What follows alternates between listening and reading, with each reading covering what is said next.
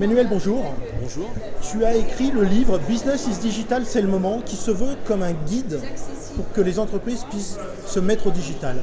Comment tu as construit ce livre? C'est un guide qui se veut vraiment pratique et qui a été réalisé grâce à des expériences professionnelles sur les 15 dernières années. Ce qui est très clair, c'est qu'il y a 15 ans, on imaginait un certain nombre de choses.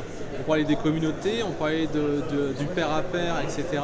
Mais maintenant, on voit vraiment la réalité des choses avec les réseaux sociaux, Facebook, avec WordPress qui permet de créer facilement des sites. Et dans ce cadre-là, maintenant, on peut tout à fait tirer des meilleures pratiques et des moins bonnes pratiques de ce qui a pu avoir lieu ces dernières années.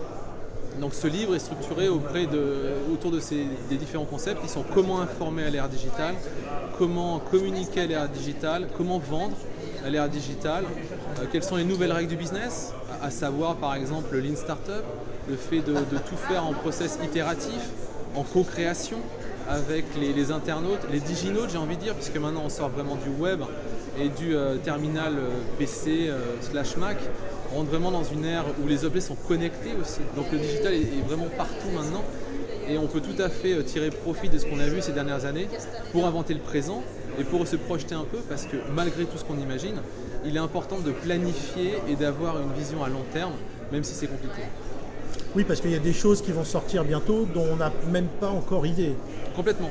L'idée, c'est à la fois de faire un cadrage souple. En fait, c'est d'avoir une vision par rapport au digital qui va être partout. D'ailleurs, le terme digital va peut-être disparaître puisqu'il sera partout, tout sera connecté.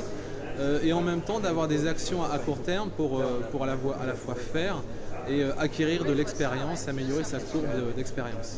Merci beaucoup, Emmanuel. Merci.